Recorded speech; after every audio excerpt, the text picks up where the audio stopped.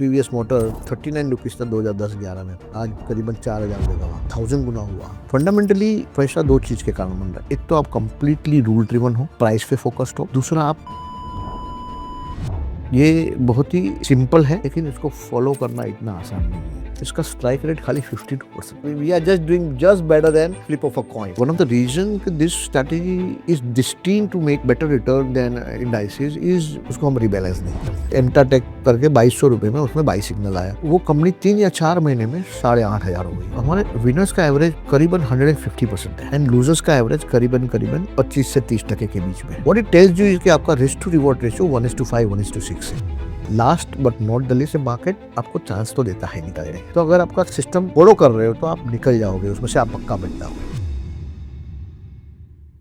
Hello everyone, इस podcast में हमारे साथ जुड़े हैं राकेश पुजारा सर, जिनको मार्केट्स में 30 ईयर्स से भी ज़्यादा का एक्सपीरियंस है। ये फाउंडर्स है कंपाउंड वेल्थ एडवाइजर्स के। इनका एक मॉडल पोर्टफोलियो का पिछले 3 से 4 साल का रिटर्न ऑन केगर बेसिस करीबन 25% से भी ज़्यादा है। सो आई एम वेरी श्योर पिछले 2 साल जैसे मार्केट्स के रहे हैं, उसके बाद ये नंबर सुन के हम सभी को लगता है कि कैसे इन्होंने ये रिटर्न बनाया होगा। या तो हो सकता है कि पहले 1-2 साल में इन्होंने बहुत बना लिया होगा ताकि अभी करेक्शन के बाद भी वो रिटर्न इतना बना रहा हो, या फिर हो सकता है कि 2 साल के बाद भी रिटर्न कंटिन्यूसली आता गया हो जब मार्केट्स परफॉर्म नहीं कर रहे थे। So it's a very unique case study and it's a very unique strategy that we need to understand कि वो क्या डिप्लॉय करते थे, कैसे अपने इमोशंस को अलग रख के रूल्स के साथ इन्वेस्ट करते हैं, और कैसे ये पोर्टफोलियो उन्होंने क्रिएट किया और ये स्ट्रैटेजी क्रिएट की हुई है जो हम इनके थ्रू ही समझेंगे। सो टू बिगिन विद सर, जैसे कि मैं जानता हूँ कि आपकी स्ट्रैटेजी मोमेंटम ड्रिवन है। हमने बहुत लोगों से समझा है मोमेंटम स्ट्रैटेजी होती क्या है। सब बोलते हैं कि मोमेंटम का मतलब होता है कि महंगा लेने का और महंगा बेचने का। ठीक है, सो बेसिक चीज़ हमको बताया, लेकिन सर सिंस आप इतने लंबे समय से ये स्ट्रैटेजी फॉलो कर रहे हो और ये मोमेंटम इन्वेस्टिंग फॉलो कर रहे हो, तो आपका क्या अप्रोच है towards momentum investing? Thanks for having me first of all Kunal. So basically momentum का बेसिक फंडा तो यही है कि जो भी चीज़ मोमेंटम में होती है वो वही दिशा में आगे जाती है। ये फिजिक्स का ही लॉ है, ठीक है, ऐसा कोई अलग से लॉ नहीं है। तो प्राइस के बारे में भी ऐसा मानना है कि अगर प्राइस ऊपर जा रहा है तो आपका फंडामेंटल अजम्पशन ये है कि वो प्राइस और ऊपर जाएगा, और नीचे जा रहा है तो आपका फंडामेंटल अजम्पशन ये है कि और नीचे जाएगा। तो this is what is called momentum. And when you build a strategy around this, so there are multiple ways of building strategies around this. When you build a strategy around this, it is called momentum investing. So उसके बारे में ही आज बात करेंगे और detail में बात करेंगे। करेक्ट। तो सर आपकी स्ट्रैटेजी एग्जैक्टली है क्या? क्या रूल्स है, क्या फॉलो करना चाहिए, क्या जानना चाहिए हम? Before I come to the strategy, मैं आपको कुणाल बता देता हूँ, जब भी मेरा इन्वेस्टिंग जर्नी चालू हुआ और जब भी मैंने देखा कि मोर देन 4,000 5,000 कंपनी लिस्टेड है और इतना न्यूज़ व्यूज़ इन्फॉर्मेशन, कौन प्रमोटर, कौन अच्छा प्रमोटर, कौन बुरा प्रमोटर, कौन सा अच्छा बिजनेस, कौन सा बुरा बिजनेस, तो कोई आपको आके टिप्स देके जाता है, मैं 100% ये चलने वाला है एंड ऑल दैट। सो उसमें काफ़ी नॉइज़ था, उसमें काफ़ी रिसोर्सेज लगते थे, काफ़ी एनालिटिकल स्किल लगती है और काफ़ी ये हैवी एंडेवियर है जिसमें आपका इन्वेस्टमेंट टाइम एफर्ट मनी बहुत ज़्यादा लगता है। उसके बाद भी गारंटी नहीं है कि आप इंडेक्स को भी बीट कर पाओगे। सो मैं एक ऐसी जर्नी पे चल पड़ा कि भाई क्या हम उसको एक आसान तरीके से फॉलो कर सकते हैं। और ये मैं जब भी मेरे माइंड में क्वेश्चन आया कि मैं क्यों सब पे डिपेंडेंट रहूँ हर एक चीज़ के लिए, अगर मेरे को अपना पोर्टफोलियो खुद मैनेज करना है और जब भी मैं प्रोफेशनल को भी पैसा दूँ वो भी अंडर परफॉर्म कर रहे हैं तो उसका कोई मतलब ही नहीं बनता है। तो मेरे पास दो चॉइस बची कि या तो पैसिव इन्वेस्टिंग करो या तो एक्टिव इन्वेस्टिंग करो। पैसिव करो तो इंडेक्स में डाल के पैसा भूल जाओ, जहाँ चर्न भी कम होता है और अंडर परफॉर्मेंस का वो जो इंडेक्स परफॉर्म करेगा वो आपको आएगा। लेकिन मैंने काफ़ी पढ़ाई की इसके बारे में, तब पाया कि एक्टिव इन्वेस्टिंग का एक केस बनता है and there are ways to generate alpha. और उसमें ये सारे जो सवाल है, कौन सा स्टॉक ले, कभी ले, कितना ले, कहाँ तक खड़े रहे, कभी निकल जाए, ये सब प्राइस एक्शन फॉलो करके, मोमेंटम फॉलो करके किया जा सकता है। एंड ये जो इंक्विजिटिवनेस थी उसके कारण ये मेरा जर्नी चालू हो गया to make a rule based investing और अ मॉडल पोर्टफोलियो और completely algorithm driven investment. So that is the background. तो सर मान लेते हैं कि हम एक मॉडल पोर्टफोलियो बना रहे हैं, तो जैसे आपने कहा 4 से 5 हज़ार स्टॉक्स है, हाँ, उनमें से हमको कुछ स्टॉक्स आइडेंटिफाई करने हैं। पहले तो सर आप कितने maximum number of stocks identify करते हो, बराबर। और कैसे वो 5,000 स्टॉक्स में से 20-25 जो भी आपका नंबर है उस पे आते हो? सो जी 5 से 6,000 स्टॉक है वो बॉम्बे स्टॉक एक्सचेंज में है, ठीक है। नेशनल स्टॉक एक्सचेंज में करीबन 2,000 स्टॉक्स है। तो हम लोग जो नेशनल स्टॉक एक्सचेंज में नहीं है उसको हम देखते भी नहीं है, करेक्ट। ठीक है। क्योंकि बीएसई में पेनी स्टॉक्स आ जाने का काफ़ी चांस रहता है, ऑपरेटर ड्रिवन। ऐसा नहीं है कि वो एक्सचेंज में ऐसा है, लेकिन नंबर ऑफ स्टॉक्स ज़्यादा है तो आपको ट्रैक करना भी मुश्किल हो जाता है कि भाई 6,000 स्टॉक को कितने ट्रैक करें, कोई एक्टिविटी हो रहा है क्या नहीं है, और लिक्विडिटी कम रहता है। तो जहाँ लिक्विडिटी कम है तो सबसे पहला वो फ़िल्टर लगा दिया कि चलो जो एनएसई, बीएसई दोनों लिस्टेड है, उसमें ही रहेंगे। दूसरा फ़िल्टर ये लगा दिया कि जो इंडेक्स का पार्ट है, कोई ना कोई इंडेक्स का पार्ट हो, कि भाई टोटल मार्केट इंडेक्स हुआ 750 स्टॉक या तो एनएसई 500 हुआ। तो जो फंडामेंटल साइड हम बिल्कुल फ़ॉलो नहीं करते हैं, तो ये फ़िल्टर लगाने के कारण फंडामेंटल ऑटोमेटिक फ़ॉलो हो जाते हैं। कि जो राइट, अच्छी कंपनियाँ रहेगी, वही आएगी वही ऊपर। इंडेक्स में आएंगी। करेक्ट। और बाय डेफिनेशन अगर एनएसई 500 में है, तो फंडामेंटल चेक करके उसका मार्केट कैप हुआ है और करेक्ट। उसके कारण उसको इंडेक्स में ले गया है, तो हम्म। अपना वो फंडामेंटल फ़िल्टर भी लग जाता है। तो यही कारण है हम हमारा मेजॉरिटी ऑफ जो मॉडल पोर्टफोलियोज़ है, जो रूल बेस्ड पोर्टफोलियोज़ है, वो एनएसई 500 या तो टोटल मार्केट इंडेक्स के इर्द-गिर्द ही हम लोगों ने बनाया हुआ है। राइट। तो आप 6,000 से सीधा 500 पे आ गए। Now your hmm. Universe is 500। How to go from 500 to 25 that we will discuss in detail. Yes, तो सर बता ही दीजिए कैसे जाएंगे आप 500 से सो 25 जैसे तक। मैंने बताया कुणाल, हमारा जो पूरा जो स्ट्रैटेजी है ना, वो क्वांट साइड है। क्वांट में भी 2 चीज़ हो सकता है, फंडामेंटल साइड और टेक्निकल साइड। तो करेक्ट। क्वांट में भी हम टेक्निकल साइड पे हैं, ओके। फंडामेंटल साइड पे नहीं है। हम्म। फंडामेंटल मैंने आपको पहले ही क्लियर कर दिया, हम ऐसे फॉलो करते हैं कि भई एनएसई 500 ही ट्रैक करते हैं, तो राइट। ऑटोमेटिक वो ट्रैक हो गया। अभी इसमें से हम 25 कंपनी कैसे चुनें? ठीक, तो एक इन्वेस्टर के माइंड में जो 4 या 5 क्वेश्चन होते हैं, जो शायद आपके माइंड में भी हो सकते हैं। As an right. Investor, what are the questions that can come to your mind? Let us start with you. You are तो इन्वेस्टर, आपके दिमाग में क्या क्वेश्चन आएँगे? क्या मैं अच्छी कंपनी में कर रहा हूँ, नहीं कर रहा हूँ? क्या उसका प्रमोटर भाग तो नहीं जाएगा? क्या ये शेयर प्राइस बढ़ेगा, नहीं बढ़ेगा? हाँ। पहला क्वेश्चन हुँ, आता है। हुँ, कितने लंबे समय में वो कितना पैसा बन पाएगा? हुँ। सो ये सारे क्वेश्चंस इन्वेस्टिंग करते टाइम घूमते रहते हैं। बराबर, क्या इस इंडस्ट्री में टेलविंड है, नहीं है? बराबर, अ, कि शायद सेल्स अच्छे आ जाए बट शेयर प्राइस नहीं बढ़े, तो भी मेरे बराबर, को फ़ायदा नहीं है। बराबर है। ऐसे तरह के क्वेश्चंस आते हैं सर। तो एक आम इन्वेस्टर को क्या-क्या उसके दिमाग में चलता है, मैं आपको बताता हूँ। हुँ। एक तो कौन-सा इंडस्ट्री, दूसरा कौन-सा स्टॉक, टाइमिंग कब भी लें, करेक्ट। लेने के बाद कहाँ तक खड़े रहें, हुँ। लॉस में कब तक खड़े हुँ। रहें, और प्रॉफिट हुआ तो कभी बुक करें। राइट। ये 4-5 ही क्वेश्चन है जिसके इर्द-गिर्द पूरी इन्वेस्टिंग की दुनिया चलती है। चलती है। मतलब कोई भी बड़ा फंड मैनेजर हो या हुँ। छोटे से छोटा निवेशक हो, करेक्ट। हर एक को ये 5 या 6 ही जवाब चाहिए। तो हमने जो रूल्स बनाए ना, उसमें उसमें ये सारे चीज़ का जवाब है। और ये इतना सिंपल है कि लोग मानेंगे भी नहीं कि इतना सिंपल चीज़ से ऐसा रिजल्ट्स भी आ सकता है।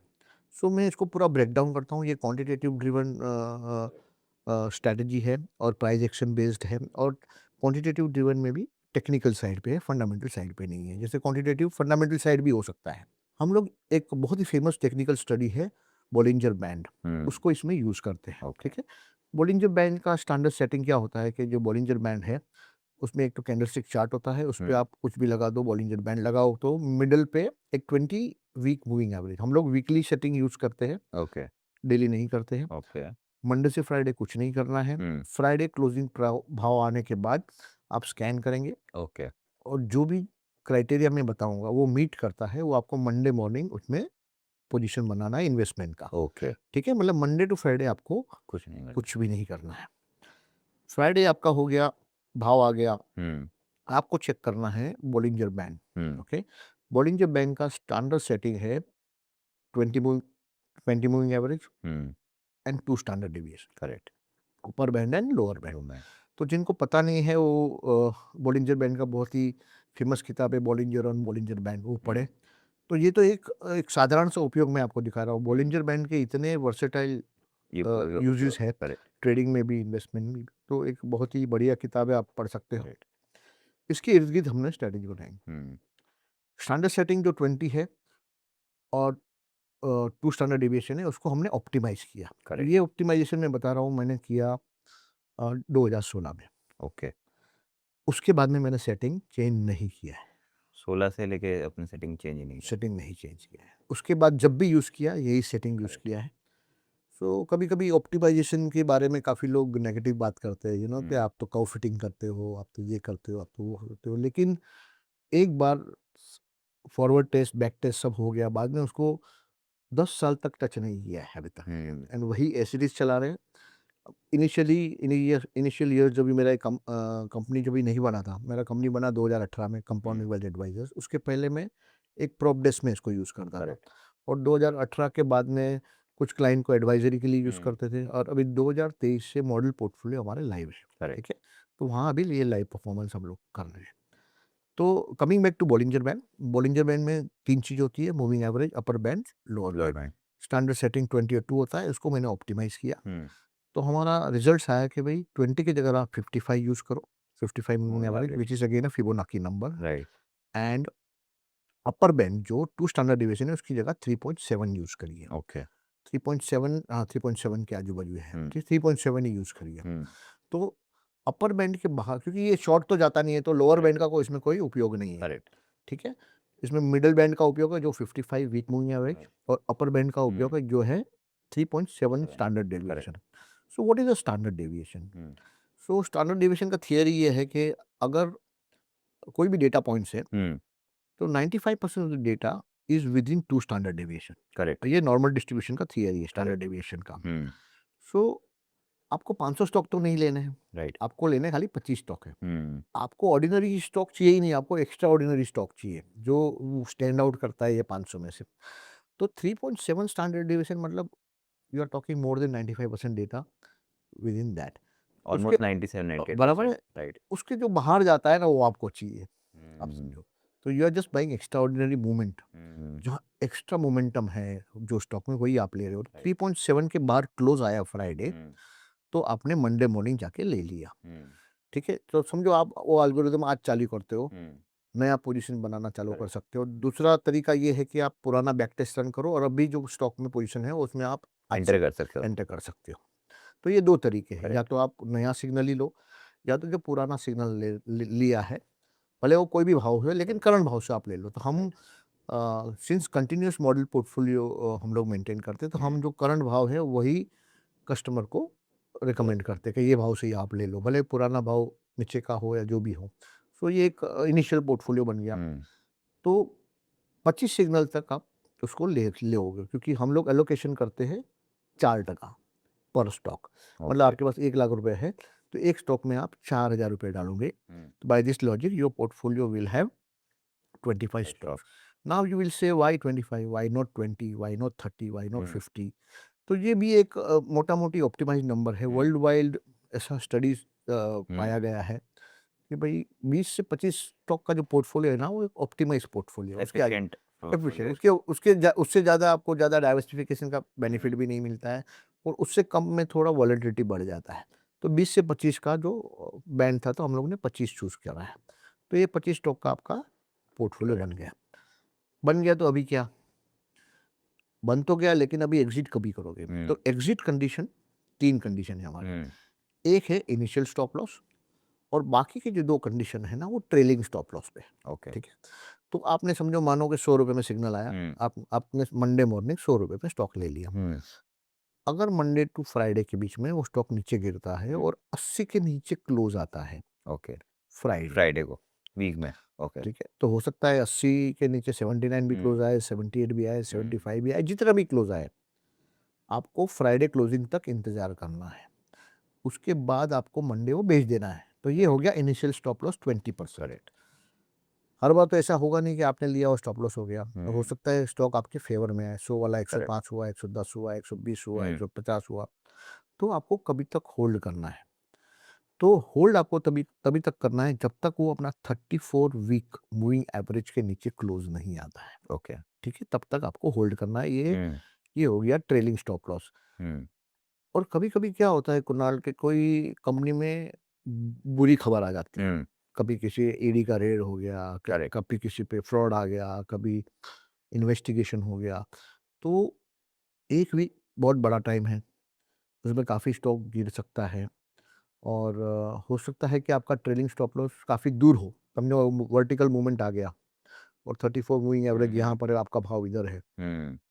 तो वो केस में हमने सोचा कुछ इस वॉलेटिलिटी बेस कुछ स्टॉप लॉस रखे, ताकि कुछ एक रेंज के बाद अगर स्टॉक नीचे चला जाता है और फ्राइडे क्लोज आ जाता है तो हम उसको बेच दें। बेचते हैं। तो इसके लिए हम लोग ने एक फिल्टर ऐड किया, average true range ATR। ATR है। ATR का सेटिंग होता है स्टैंडर्ड 14 एंड 1। आप ATR के इंडिकेटर पे करेक्ट। जाओगे तो सेटिंग में आप जाके आप चेक कर सर सकते हो। 14 और 1 भी एक्सप्लेन कर दीजिए। 14 पीरियड है and 1 is basically 1। Okay. ATR का जो 1 है वही, ओके। उसको हमने ऑप्टिमाइज किया था, तभी 1.8 हमारा ओके। फिगर आया था, 14 एंड 1.8। ओके। तो आपको ये फिगर भी चेंज करना है। हम्म। तो अगर ये 3 में से कोई भी कंडीशन पहले ट्रिगर होती है तो आपको निकल जाना है। राइट।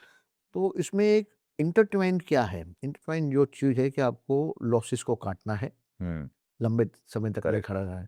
दूसरा इंटरट्वाइन क्या है कि इसमें विनर्स को राइड करना है। अगर आप देखोगे कुणाल, बड़े-बड़े जो भी पोर्टफोलियो होंगे या जिसने रिडिकुलस अमाउंट ऑफ मनी बनाया है, वो कुछ स्टॉक से ही बनता है। राइट। जब वो कभी बनता है जब आप उसको राइड करते हो, हम्म। ठीक है? 1 का 2, 2 का 4, 4 का 8 हुआ, 8 का 20 हुआ, 20 का 50 हुआ। मुझे याद है टीवीएस मोटर 39 रुपीज़ था 2010-11 में, आज करीबन 4000 रुपए का भाव है। तो 1000 गुना हुआ। तो अ, इसको राइड करना मुश्किल है, क्योंकि बीच-बीच में काफ़ी कुछ मंदी आएगी, करेक्ट। तेज़ी आएगी, स्टॉक का इंडिविजुअल स्टॉक का करेक्शन आएगा, हम्म। कुछ रिज़ल्ट अच्छे आएँगे, कुछ खराब आएँगे। तो आपके पास ये मैकेनिज़्म होना चाहिए स्टॉक को राइड करने करेक्ट। का। फंडामेंटली पैसा आपका क्यों बन रहा है इसमें? पैसा 2 चीज़ के कारण बन रहा है। एक तो आप कंप्लीटली रूल ड्रिवन हो, प्राइस पे फ़ोकस्ड हो, दूसरा आप विनर्स को राइड कर रहे करेक्ट। हो। Last but not the least आप लूज़र्स को कट कट कर कर रहे रहे हो। हो। Correct. So as a retail investor और kind of less privilege investor, हम लोग गलती क्या करते हैं? हम लोग लॉस में खड़े हो जाते हैं और प्रॉफ़िट को जल्दी बुक कर लेते हैं। मतलब जैसा प्रॉफ़िट आया हमें अर्ज आता है, बुक कर राइट। दूँ क्या, बुक कर दूँ क्या? ये आपको भी अर्ज आता होगा, मुझे भी आता है और हर एक इन्वेस्टर को ये अर्ज आता करेक्ट। है। उसके कारण जो रियल एक्सपेक्टेंसी होता है स्टडी का, हम्म। वो रियलाइज़ नहीं हो पाता है और उसके कारण जो कैगर बैक टेस्ट में दिखता है, वो एक्चुअली में नहीं आ भी नहीं पाता है। है। आगे में तो नहीं आ जाता। बिल्कुल, तो ये बहुत ही सिंपल है, लेकिन इसको फ़ॉलो करना इतना आसान नहीं है। करेक्ट। फ़र्स्ट ऑफ ऑल, एक तो डिसबिलीफ है कि यार इतनी सीधी चीज़, सिंपल चीज़ नहीं चल बनता सकती होगा है क्या? पैसा। राइट। इससे तो पैसा इतना नहीं पूरा बनता होगा। इंडस्ट्री लगा पड़ा है? करेक्ट। करोड़ों का पगार लेके राइट। बड़े-बड़े लोग लगे पड़े हैं इसको, तो ये तो इतना आसान चीज़ कैसे चलता है? तो ये सवाल काफ़ी मेरे सर्कल में भी थे, मेरे फैमिली में भी क्वेश्चन है कि ऐसे कैसे हो सकता है? लेकिन आई वाज़ वेरी क्लियर कि ये पॉसिबल है। तो 2016 में मैंने ये लाइव एक्सपेरिमेंट भी चालू किया और 2023 में तो पब्लिक प्लेटफ़ॉर्म पे रख दिया। तो हमारे model portfolio you can check out के वही CWA का जो है, उसमें लाइव रिटर्न्स है।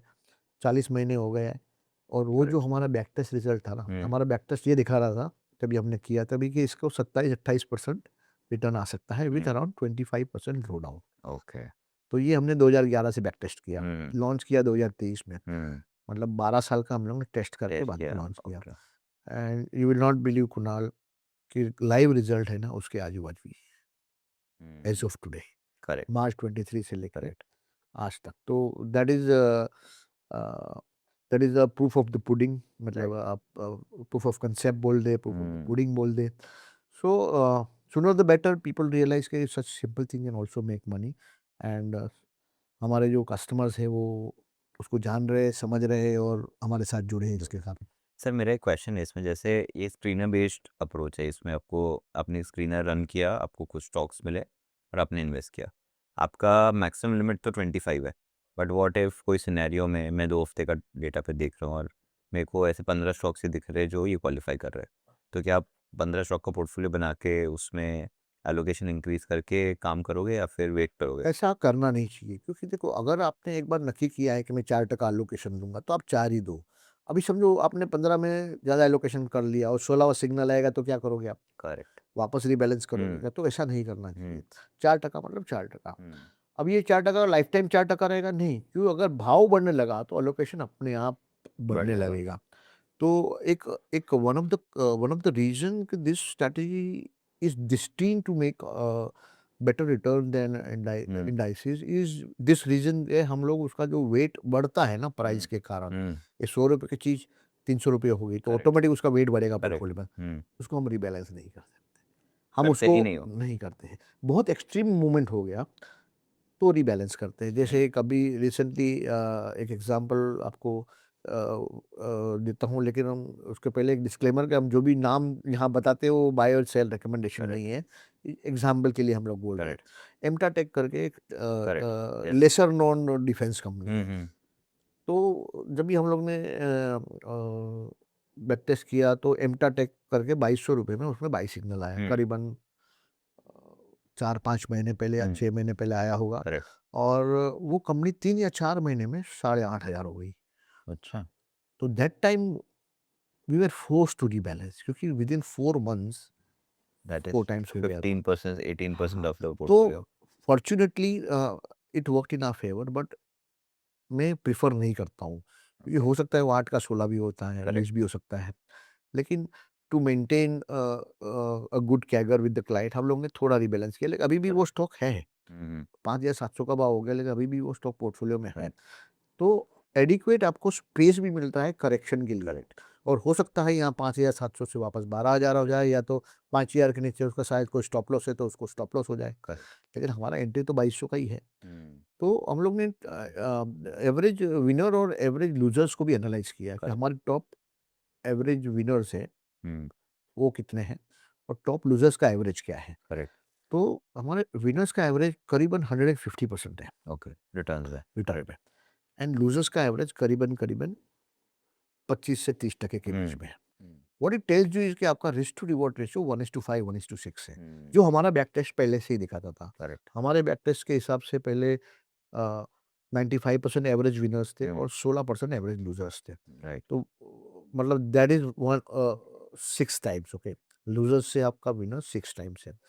सो अगर आपका स्ट्राइक रेट कम भी हो गया, lot of people make a lot of fuss about accuracy rate. Okay, hmm, 70% है, Correct. 80% है, 90%, but we always focus on the edge, कि आपका स्ट्रेटजी में एज है कि नहीं है। हम्म, See, age is a product of accuracy. At the same time, how much you make when you make, how much you lose When you when lose. you lose. That is the product of that age. Hmm, Your age has to be substantially high. कि कभी कोई slippage हो गया, कभी कुछ भी हो गया, तो आपका एज जीरो नहीं हो जाना चाहिए। तो ये स्ट्रेटजी में बहुत अच्छा एज है। Correct. तो 1:6 रिस्क टू रिवॉर्ड है। हम्म, इसका स्ट्राइक रेट खाली 52% है। मतलब वी बढ़िया आर है। Just doing just better than flip of a coin. Right, but हम लोग जब बेटर कर रहे हैं तो अच्छा कर रहे बिल्कुल, जब भी हम कमा रहे हैं ना तो हैं। 150% कमा रहे हैं। जब भी हम खो रहे हैं तभी 30% खो रहे हैं। करेक्ट। अच्छा, दूसरा एक इंटरेस्टिंग स्टैटिस्टिक्स ये स्ट्रेटजी का मैं आपको दूं कि उसका एवरेज विनर का duration, holding duration is 86 weeks. Okay, 1.5 साल होल्ड करता है, डेढ़ डेढ़ से से दो, डेढ़ पौने से 2 साल। पौने 2 साल। लेकिन उसका लूजर्स का जो एवरेज होल्डिंग हम्म, पीरियड है वो 28 वीक्स है, which is lesser Less than than 6 month, almost 6 months के आजू बाजू। Hmm, So in a way, it is a tax efficient system also, hmm, because you are constantly booking short term losses correct. and आपका जो gain आता है हम्म, वो long term gain है। तो it makes us believe कि it is worth following active strategy rather than going for passive, जो काफी एक्टिव वर्सेस पैसिव का भी करेक्ट। आर्ग्यूमेंट चलता है। बट ठीक है सर, मैं तो एक्टिव का फ्लैग बेरर हूँ। तो सर, लेकिन मेरा एक क्वेश्चन है, जैसे पूरी स्ट्रैटेजी में मैं मेरे विनर्स काट नहीं रहा हूँ, लूजर्स रख रहा हूँ, और विनर्स कितना भी ऊपर जा रहे हैं मैं नहीं कट कर रहा हूँ। तो सर, लेकिन मेरे अकाउंट में प्रॉफिट तो कभी बुक ही नहीं करूँगा, केवल लॉस बुक करता जाऊँगा। तो मेरे अकाउंट में कभी पैसा मेरा जीता हुआ हिट कैसे करेगा? नहीं नहीं, तो देखो, लॉस आप बुक कर रहे हो, मैं मान रहा हूँ, प्रॉफिट बुक करेक्ट। नहीं कर रहे हो, लेकिन आप टेलिंग स्टॉप लॉस भी तो कर रहे हो ना। जिस दिन आपका प्राइस 34 वीक मूविंग एवरेज के नीचे चला गया, उस दिन आपका प्रॉफिट बुक हो जाएगा। ओके, तो सो मतलब ये आप ये मान के चलो कि आप टॉप पे बुक नहीं करोगे, लेकिन टॉप से जब भी नीचे आया करेक्ट, तभी तो आप बुक क्योंकि मुझे करोगे। टॉप तो पता ही नहीं है टॉप कितना होगा। Nobody knows. करेक्ट। ओके। आज देयर आर एग्जांपल्स, मैं आपको अभी जैसे अभी ऑफलाइन हम लोग बात कर रहे थे, या तो अभी अभी हम लोग ने टीवीएस मोटर का बात किया, करेक्ट। हजार हजार गुना हुआ है, 10-15 करेक्ट। साल में 1000 गुना। करेक्ट। वो भी एक well establish company like TVS motor, आप जाके चेक कर सकते हो, उसका 39 रुपीज का भाव था ऐसे ऐसे ऐसे 2009-10-11 में, और 4000 भी मारा है। Correct. So well-known established company has done 1,000 times Got it. returns. So if you have 4-5 such stocks in your portfolio, the bulk of the return will come from that. Correct. I am very happy that हमारे भी जो viewers है, हमारी जो audience है, वो इस particular product को सब्सक्राइब कर सकती है। हमने रिसेंटली एक प्लेटफॉर्म लॉन्च किया है getprosper.club। उस प्लेटफॉर्म पे हमने सर का ये वाला particular product that is CWM Mill 25 को हमने लॉन्च किया हुआ है। तो अगर आप वहाँ पे जाते हैं, सब्सक्राइब करते हैं, तो ऑटोमेटिकली आपको उस पर्टिकुलर मॉडल पोर्टफोलियो में जो भी एग्जिस्टिंगली अभी स्टॉक्स है, वो स्टॉक्स का एक्सेस मिल जाता है। And at the very same time मान लेते हैं नेक्स्ट वीक में कोई रीबैलेंस आता है, जब कुछ निकलता है या ऐड होता है, तो आपको वो सारे नोटिफिकेशंस, वो सारी चीज़ें भी मिल जाती है। And there is already one broker जो ऑलरेडी प्रॉस्पर पे लिस्टेड है, जिसके थ्रू आप ऑर्डर एग्जीक्यूट भी कर सकते हो, तो आपके लिए मैनेज करना और ईजी हो जाता है। तो आप डेफिनेटली जाके चेकआउट कर सकते हो, आप देख सकते हो स्ट्रैटेजी कैसे वर्क करती है। इस पॉडकास्ट के थ्रू हमने आपको स्ट्रैटेजी तो बहुत अच्छे से एक्सप्लेन कर दी है। अब सर फॉर एग्जांपल मैंने 25 स्टॉक में 4-4% एलोकेट कर दिया। मेरे 24 स्टॉक्स में कोई मूवमेंट नहीं आया, they are still at 4 rupees out of 100। एक स्टॉक मेरा गिरने लग गया, तो ऑटोमेटिकली आपका सिस्टम एग्जिट कर लेगा।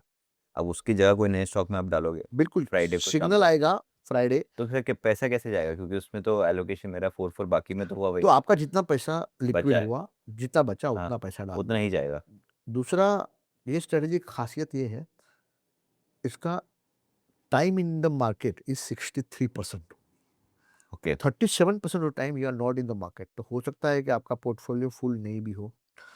तो हमें इसमें ये सर थोड़ा थोड़ा बेसिक एक्सप्लेनेशन दीजिए। जैसे जैसे ये स्ट्रेटजी जो कंडीशन है, काफ़ी स्ट्रिक्ट कंडीशन है, तो हुँ, काफ़ी स्टॉक क्वालिफाई नहीं होंगे। राइट, तो समझो 25 स्टॉक क्वालिफाई नहीं हुआ, तो आपका पोर्टफोलियो में 15 स्टॉक ही है, तो तो बाकी 60% ही का 10 एलोकेट होगा। हाँ 60% है। हुँ, बाकी का 10 स्टॉक का जो अलोकेशन 40% है, उसको आप और कहीं भी इन्वेस्ट कर सकते हो। अच्छा, जब तक यहाँ लिक्विड में डाल दो या गोल्ड में डाल सकते ओके, हो, सिल्वर में डाल सकते हो, depending on your correct. Preference and choice. Hmm, hmm, तो वहाँ से एडिशनल रिटर्न आएगा okay, over and about this. तो हुँ। बावजूद इसके कि वो 63% ऑफ द टाइम रहता है, फिर भी उसका काफ़ी हेल्दी रेट ऑफ रिटर्न है। और सर इसका बैलेंसिंग आप रीबैलेंसिंग कब करते हो या अगले फ्राइडे के बाद ही देखते हो? तो बिल्कुल, weekly every Friday we allow the market to close first, okay, then जब भी भाव कॉपी आ जाता है, डाउनलोड हो हुँ, जाता है, तो रिलैक्स सैटरडे मॉर्निंग हम लोग उसको देखते हैं। Correct, so we I would say relook and not necessarily hmm, rebalance, okay. Okay, तो रीबैलेंस होना ज़रूरी नहीं है, हुँ, लोग उसको देखते तो हैं हर वीक। हुँ, रीबैलेंस हो तो करते हैं, नहीं हो तो नहीं करते। करेक्ट, कोई स्टॉप लॉस हुआ तो ठीक है, कोई नया हुँ, सिग्नल आया तो ठीक है, नहीं ठीक है, हुआ तो कुछ नहीं। Then there is no rebalance got such. It. Sir क्या पूरे प्रोसेस में अगर मैं इन्वेस्ट करता हूँ तो मेरा चर्न रेट बहुत हाई नहीं होता है अगर, क्योंकि बिल्कुल, वेरी गुड क्वेश्चन। 52 टाइम्स और हो सकता है ऑन एन एवरेज में 2 स्टॉक 3 स्टॉक अगर मूव कर रहा हूँ, ले रहा हूँ, तो 6 ट्रांज़ैक्शन मेरे हफ्ते के हो जाते होंगे, बिल्कुल, तो बिल्कुल। 300 ट्रांज़ैक्शन हो जाते हैं साल के। Yes. Let us give the statistics of number of trades, okay? Hmm, In last 15 years, 375 trades हुए। Okay, One trade is equal to 4%, okay? Hmm, And when you rebalance, हुँ, तो जो 4% लिया था वो बिका, बेचा और और खरीदा नया। मतलब राउंड राउंड ट्रिप गिने तो आप 375 का 2 टाइम्स गिन लो। हुँ, 4% का है, हुँ, ठीक है? तो मोटा-मोटी आपका पोर्टफोलियो साढ़े 7 1 टाइम चर्न होगा, ओके, लेकिन ट्रांज़ैक्शन 2 टाइम्स होगा। हुँ, मतलब 100% चर्न, 200% ट्रांज़ैक्शन, ठीक है? Which is very absolutely normal with PMS industry also. Right, okay. And आज के ज़माने में कुणाल, बिज़नेस विज़िबिलिटी नहीं है।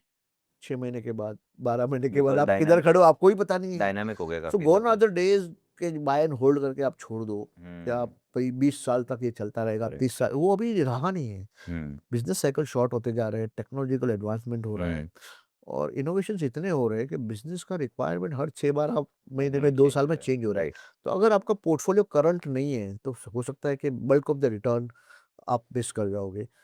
जैसे अब हम लोग ने देखा लास्ट 4-5 सालों में काफ़ी मार्की नेम्स, बड़े-बड़े हुँ, नेम, हुँ, कुछ रिटर्न ही नहीं दिया। हुँ, 4 साल हो गया, 5 साल हो गया, सबके छोटे और मझले शेयरों कहाँ से कहाँ पहुँच गए। सही जा रही है। तो अगर आप करंट नहीं हो, हुँ, एक्टिव चर्न नहीं कर रहे हो, तो हो सकता है कि बल्क ऑफ आपका रिटर्न आप मिस कर जाओ।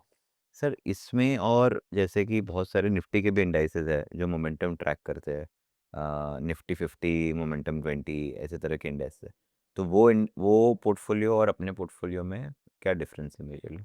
सी ओलो का सबसे पहला सबसे बड़ा फ़र्क ये है कि उनका जो रीबैलेंस है ना, 6 हुँ, महीने में होता है शायद। Okay, so okay, it's a too long period, and hmm, काफ़ी लोग एक्टिव पोर्टफोलियो मैनेजर भी क्वार्टरली रिबैलेंस करते हैं। ओके, मेरे हिसाब से तो बहुत बड़ा पीरियड है। दूसरा, मोमेंटम का वन ऑफ द ड्रॉबैक्स ये मुझे लगा कि यू आर परपेचुअली इन्वेस्टेड।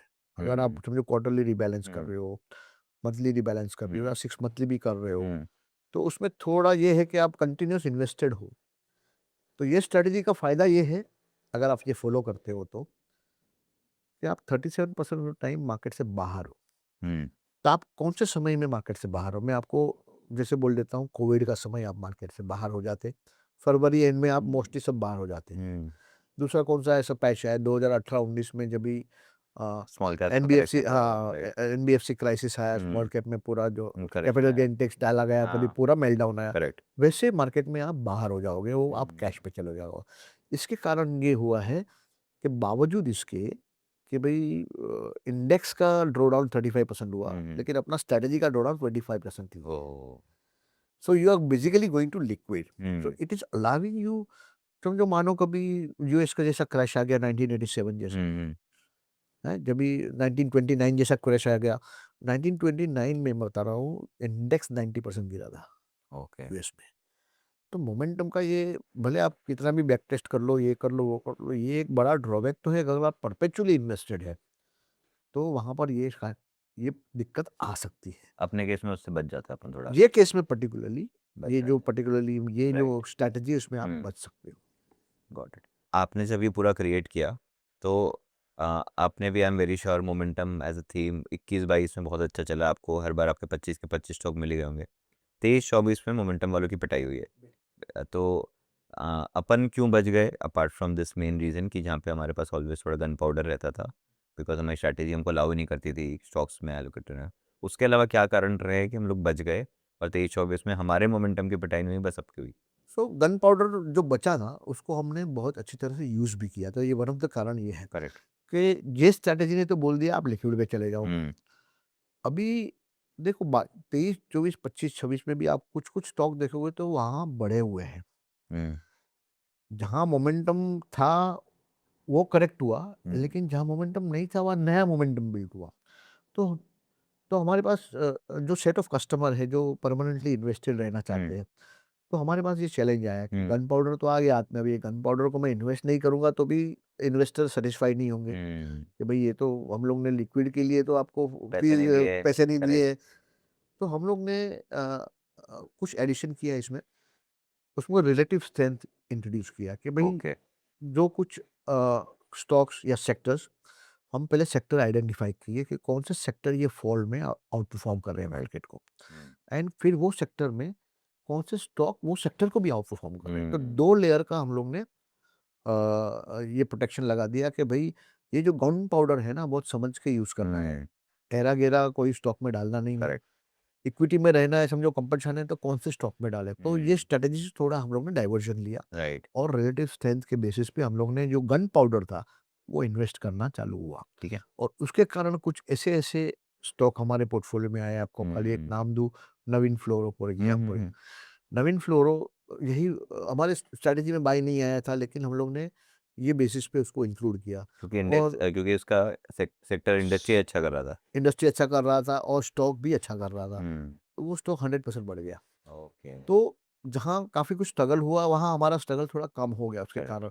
तो कभी-कभी आपको जो अ, बिज़नेस एक्सीजेंसीज़ है या हुँ, बिज़नेस कंपल्शंस है, उसके कारण आपको कुछ डिसीज़न लेने पड़ते हैं।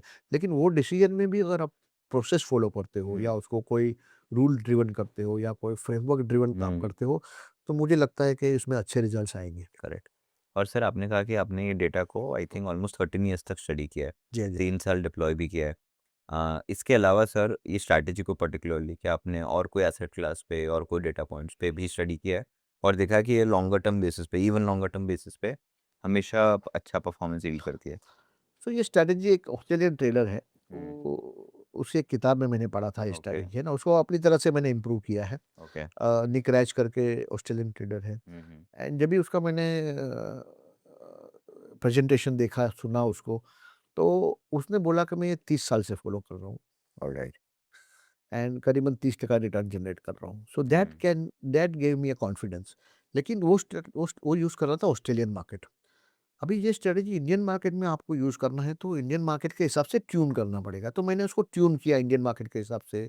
अपने जो एडिशनल जो रूल्स है स्टॉप लॉसेस के वो सारे इंट्रोड्यूस करे। तो ये टाइम टेस्टेड है, ऐसा हम्म नहीं है कि कुछ भी 2016 से तो लाइव डिप्लॉयड है कहीं ना कहीं, हम्म है ना? तो कहीं न कहीं लाइव डिप्लॉयड भी करेक्ट किया है और अभी 2023 से तो पब्लिक प्लेटफ़ॉर्म पे है, you hmm can go and verify also. तो हाथ कंगन को आरसी का और जैसे-जैसे लाइव डिप्लॉयमेंट हुआ जैसे और numbers are still near to what is back tested, okay. Hmm back testing हमारा दिखा रहा था 28% रिटर्न, तो उसके आजू-बाजू ही नंबर है। बैक टेस्टिंग दिखा रहा है 25% ड्रॉ डाउन, तो that is most important I guess so ये मेजर 40 महीना तो लाइव टेस्ट हो गया, सीए हाँ सर्टिफाइड परफॉर्मेंस है, इसमें कोई दो राय करेक्ट नहीं है। तो जब भी आपका जो लाइव परफॉर्मेंस है near to the back test आता है तो आपका कॉन्फिडेंस बढ़ और जाता है बढ़ जाता है। अभी खाली एक ही रिक्वायरमेंट बचता है कि भाई मार्केट में मोमेंटम आना चाहिए। तो जब भी मार्केट में मोमेंटम आएगा हम लोग काफ़ी कॉन्फिडेंट है कि अपने स्ट्रैटेजी में रिटर्न तो आएगा करेक्ट और वो बेटर देन बेंचमार्क आएगा। हम्म क्योंकि मोमेंटम जब भी बिल्ड होता है तभी जब भी स्टॉक्स भागते हैं ना तो बेटर देन बेंचमार्क भागते हैं। हम्म जब भी मोमेंटम लॉस होता है तभी गिरते भी worse more than than bench yes benchmark benchmark है। लेकिन ऑन द होल आप सब टोटल करो लॉसेस का, प्रॉफिट का, तो मुझे लगता है कि ये तरीके से आप बेंचमार्क को कंफर्टेबली मुझे लगता है बीट कर पाएँगे। सर क्या आपके पूरे स्टडी में क्या आप अपार्ट फ्रॉम एक्विटीज़ जो अगर आपको दूसरा एसेट क्लास है गोल्ड का भी डेटा पे डालते हो सिल्वर पे भी डालते हो और फिर वो 4% गोल्ड सिल्वर में भी एलोकेट करते हो या उसमें करते ही नहीं हो नहीं, ये स्ट्रैटेजी में तो हम नहीं करते, तो ओके हमारा दूसरा प्रोडक्ट है सीडब्ल्यू मल्टी एसेट करके। उसमें वहाँ करते हो हम गोल्ड सिल्वर को अलोकेट भी करते हैं। ओके वहाँ सेम मेथड लेकिन वहाँ ये सेम स्ट्रैटेजी यूज़ नहीं करते, ओके इक्विटी के लिए कोई दूसरी स्ट्रैटेजी यूज़ करते ओके हैं। ऑलराइट वहाँ वो भी मोमेंटम बेस्ड है लेकिन करेक्ट दूसरी स्ट्रैटेजी है। Sir that is I will leave that for some other day yes, लेकिन एब्सोल्युटली। सर इसमें पूरे मेथड में सिंस आप मार्केट में 30 साल रहे हो तो आपको भी एक I am very sure feeling आता होगा कि आप मार्केट थोड़ा बहुत समझते हो आपको पता है कि ये ट्रिगर की वजह से स्टॉक मूव करेगा बट आपने सिस्टम बनाया वो पूरा रूल बेस्ड है आप रूल्स के ऊपर ही ट्रेड लेते हो और ट्रेड छोड़ते हो या इन्वेस्टमेंट लेते हो या इन्वेस्टमेंट छोड़ते हो आपने अपना ईगो को कैसे मारा कि चलो मैं नहीं करूँगा अपनी मर्जी से कुछ भी जो हो रहा है मेरे सामने हो रहा है स्क्रीन पे और उसी को फॉलो करूँगा और जो रूल मेरा बोलेगा फ्राइडे की शाम को उसको फॉलो करके मंडे को ट्रेड छोड़ के बैठूंगा व्हाट इज द रीजन सो ये मैं बाय एंड लार्ज कर पाए क्योंकि ये एडवाइजरी मोड में है। हम्म एग्जीक्यूट क्लाइंट को करना है, करेक्ट ठीक है? और अगर आपका खुद का ईगो इसमें आप डाल दोगे, I know better than the market, या तो मैं सब जानता हूँ, तो रिटर्न कहीं न कहीं डाइल्यूट होगा। ये मैं आपको कोरे कागज़ पे लिख के देता हूँ। हम्म मतलब there are few very, very few outliers who will be able to generate the kind of performance which is extraordinary and which is way beyond the what is correct market is delivering. Hmm So अगर आप वो category में नहीं हो और हम्म आपको better return चाहिए तो आपको रूल ड्रिवन ही जाना पड़ेगा, ईगो को साइड में ही रखना रखना पड़ेगा। पड़ेगा करेक्ट तो एट टाइम्स कभी-कभी अपने को पता भी होता है कि ये स्टॉक आया है लेकिन ये स्टॉक पैसा देने वाला नहीं है, स्टॉप लॉस ही कराएगा, लेकिन हम्म फिर भी लेना ज़रूरी है। Hmm because you can't be judgmental. Correct आज वो कंपनी क्या कर रही थी, 20 साल के पहले क्या कर रही थी, हो सकता है उसका कैरेक्टर चेंज हुआ हो, राइट उसका इंडस्ट्री चेंज हुआ हो, प्रमोटर चेंज हुए, अपने को कुछ क्योंकि हम तो वो ट्रैक करते ही नहीं है। हम्म तो विदाउट बीइंग जजमेंटल अगर आप उसको साक्षी भाव से करो, तो बेटर है। और साक्षी भाव से इसके लिए हम लोग कर पा रहे हैं अभी क्योंकि मुझे तो साक्षी भाव से आपको बताना है, फॉलो आपको करना है। करेक्ट तो जो एग्ज़ीक्यूशन का पूरा जो लोड है ना, हम्म वो एक्चुअली इन्वेस्टर पे है। राइट तो एज़ अ एडवाइज़र हम लोग बिल्कुल साक्षी भाव से कर पा रहे हैं और हम कर रहे हैं। और उसमें दूसरा एक इम्पॉर्टेंट चीज़ ये है कि कोई पर स्टॉक एलोकेशन 4% ही है। अगर आप गलत भी हो गए, तो समझो 4 रुपीज इज योर मेजर अगर आपका वो स्टॉक ज़ीरो भी हो गया, तो हम्म आपका 4% हम्म लॉस है। उससे पहले तो अपने स्टॉप लॉस ये ट्रिगर हो जाता है एब्सोल्युटली समझो, मैं बोला वो आज ही कुछ किया और कल हम्म स्कैम निकल गया हम्म और वो स्टॉक ज़ीरो हो गया। राइट तो भी आपका 4% से ज़्यादा तो एलोकेशन राइट नहीं आएगा। और मार्केट अगर सिस्टमैटिकली गिरेगा तो हम्म आपको सिस्टमैटिकली एग्ज़िट मिल जाएगा। yeah, अभी कभी-कभी ऐसा हो सकता है लाइफ़ में, आज तक नहीं हुआ है कि मार्केट ने पूरा मोमेंटम बिल्ड किया हुआ है और और सडनली सडनली गैप सब कुछ डाउन हो गिरा गया दिया 20% नीचे 30%। अभी बट तक हिस्ट्री में 25 स्टॉक्स में ऐसा अभी तक ऐसा है हिस्ट्री में आज तक मैंने ऐसा नहीं देखा है कि राइट ऐसा कुछ हुआ। हम्म हुआ हो तो टिका नहीं है वहाँ पर। राइट जो डीप डाउन जो बड़े-बड़े करेक्शन हम्म 1929 टाइप, हम्म 1987 टाइप्स, 99 2000 2008 हम्म टाइप्स करेक्शन या तो Covid type correction, what I have observed is hmm कि मार्केट आपको चांस तो देता है निकलने करेक्ट का। तो अगर आपका सिस्टम फॉलो कर रहे हो तो आप निकल जाओगे, उसमें से आप बच जाओगे, पक्का बच जाओगे। गॉट इट सर बीच में आपने एक पॉइंट कहा कि आप एक्टिव इन्वेस्टिंग को ही प्रमोट करते हो और आपको पता लगता है और आपको पता है और आपको बिलीफ है कि अल्फा जनरेशन का पॉसिबिलिटी है इंडिया में और काफ़ी हाई है। लेकिन at the same time there are a lot of big brokers, fund houses जो केवल पैसिव को ही बना रहे हैं और पैसिव को ही प्रमोट कर रहे हैं और उनको लगता है passive is somewhere where the fund industry will go. तो सर आपका क्यों आपको ऐसा फीलिंग आता है कि या फिर क्यों आपको बिलीफ है कि एक्टिव में अल्फा जनरेशन होगा, इंक्लूडिंग कि ब्रोकरेज स्लिपेज सारा कॉस्ट हटाने के बावजूद भी पैसा बचेगा और कम, मतलब ऐसा नहीं कि फिर 100 टाइम्स एफर्ट लगाना पड़े, थोड़ा सा एफर्ट ज़्यादा लगा के बन जाएगा। एक तो सबसे पहला हम कोई बड़े लंबे चौड़े इंस्टीट्यूट तो है नहीं, हम हम्म साधारण इन्वेस्टर है। हम्म बोल तो अल्ट्रा एच एन आई है, हम लोग कोई मल्टी बिलियन डॉलर के इंस्टीट्यूट तो है नहीं। करेक्ट। और passive itself is a way of following momentum. आप पैसिव में क्या लोगे, ETF लोगे, इंडेक्स लेते हो ना, index itself is a momentum investing. Correct. So in a way, you are doing momentum investing only. Correct. Now, whether you want to do it passive or whether you want to do it active, why there is a case for active investing? Because जो मैंने जैसे बताया, with innovation, with technological advancement, business cycle बहुत short हो रहे हैं। Right. अगर आप जल्दी से अडाप्ट नहीं कर रहे हो तो आप, जैसे अभी IT के केस में हो गया, राइट। IT इतना मतलब नो ब्रेनर वैल्यूएशन पे सबको मिल रहा था, तो वहां से 30% नीचे चला गया। क्यों? AI के चलते कुछ कुछ तो भी फंडामेंटली चेंज हो गया। राइट। जो आपको समझ में आया उसके हम्म। पहले IT इंडेक्स ऑलरेडी 30% डाउन है। तो अगर आप एक्टिव इन्वेस्टर नहीं हो और अगर आप एक्टिवली चर्न नहीं कर रहे हो, उसके सामने जैसे अभी मैंने एक एग्जांपल दिया, नवीन फ्लोरिन फॉर एग्जांपल, जैसे मैंने एक एमटाटेक का एग्जांपल दिया। Correct. अभी IT का AI के कारण, आपको मैं दूसरा स्टॉक का भी नाम दे रहा हूँ अभी, AI के कारण IT का ये हो गया, मेल्ट डाउन हो गया। राइट। तो AI के कारण ऑप्टिक फाइबर में सडनली डिमांड आ गई। Right. Sterlite technology, optic fibre cables वाले कंपनीज में सडनली स्टरलाइट टेक्नोलॉजी 200 वाला 600 हो गया। तेजस नेटवर्क बढ़ गया। जो भी नाम है, Right. खाली एग्जांपल Yes. के तौर पे बता रहा हूँ। तो एक AI फैक्टर रहा, एक AI फैक्टर के कारण एक इंडस्ट्री का अंत होने लगा और एक नया इंडस्ट्री का उदय होने लगा। तो अगर आप एक्टिव चर्न नहीं कर रहे हो तो यू कैन नॉट रिमेन और कर्म। हमको सनराइज इंडस्ट्री में ही रहना है। हाँ, तो आप Sunset. जहाँ मोमेंट, अच्छा जहाँ भाव बढ़ रहा है वहाँ हम्म। इन्फॉर्म्ड बाइंग है, लोग रिसर्च करके बैठे हैं, सीरियस पैसा लगाए। It's not easy to move the price up. Correct. So we are pillion rider. कोई भाव ऊपर लेके जा रहा है, हम उसकी जर्नी का पार्ट बन रहे हैं। जर्नी का पार्ट बन रहे हैं हम, क्योंकि हमारे पास वो नो हाउ नहीं है, ना वो नॉलेज है, ना वो अक्यूमेंट है कि हम इंडस्ट्री को पढ़ पाए, उसका रिसर्च कर पाए और अगला 10 साल का व्यू ले। लेकिन जो बड़े बड़े लोग हैं जिसने व्यू लिया है वो एंटर करते हैं तो प्राइस को मूव करते हैं। When they move the price they leave the footprint and we are following that footprint. Correct. And इसके कारण जर्नी बहुत सिंपल है लेकिन आसान नहीं है, क्योंकि आप उसको, एक तो आपको बिलीफ सिस्टम को ट्रेन करना पड़ेगा कि इतनी सिंपल चीज चलती है। सर एक क्वेश्चन मेरा और था स्ट्रैटेजी रिलेटेड ही। मान लेते हैं कि हमारा जब हमने स्क्रीन रन किया तो इस बार 25 की जगह 40 स्टॉक्स आ गए, तो अब वो 40 में से आप टॉप 25 कैसे फिल्टर करोगे? सो एक साथ में 25 स्टॉक आएंगे नहीं, पहली बात, क्योंकि मोमेंटम धीरे धीरे बिल्ड होता है, कि ऐसा नहीं कि आज चालू किया कल सुबह ही 25 आ गए। लेकिन समझो, माना आपका हाइपोथेटिकल क्वेश्चन है, फिर भी मान लिया कि भाई 25 की जगह 30 स्टॉक एक ही दिन में आ गए। आपने चालू किया, करेक्ट। बैक टेस्ट किया, आप कल से डिप्लॉय करना चाहते हो, आप पुराना बैक टेस्ट पे पैसा नहीं लगाना चाहते हो, आगे जो आएगा उस पर लगाना चाहते हो, सडनली 40 सिग्नल आ गए, तो क्या करो? तो वो 40 सिग्नल में आप टॉप 25 सिग्नल लोगे और टॉप 25 को आप कैसे सॉर्ट करोगे? उसको रिलेटिव स्ट्रेंथ के बेसिस पे आप ओके, आरएस लगा दो। RS लगा दो। इसके फाइड उसका जिसका स्कोर बेटर है, RS का मैं आपको सेटिंग भी दे देता हूँ, 55 RS यूज करिए, ओके। वो सेटिंग हो गया आपका। ऑलराइट सर, आपने जो सेटिंग्स दी वो सेटिंग यूज़ करके it's almost because of पॉसिटी of time मेरे लिए तो बहुत मुश्किल होता है कि मैं खुद से सिलेक्ट करूँ, इन्वेस्ट करूँ।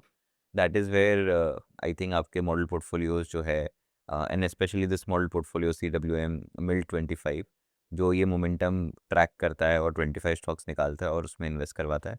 सो it's a beautiful product according to me, because it becomes a no brainer. Strategy से मैं कन्विंस्ड हूँ, तभी मैं समझ भी गया हूँ और बता भी पा रहा हूँ। एक लास्ट क्वेश्चन सर, मोमेंटम में पैसा बनता है ये एक एस्टैब्लिश फैक्ट हो गया है, फिर भी मोमेंटम में लोग क्या गलती कर जाते हैं ऑन अ ब्रॉडर स्केल? तो मोमेंटम में देखो, एक तो मुझे ऐसा लग रहा है कि जैसे मैंने आपको पहले भी बताया कि परपेचुअल इन्वेस्टिंग है ना, वो उसको थोड़ा रिकंसिडर करना चाहिए।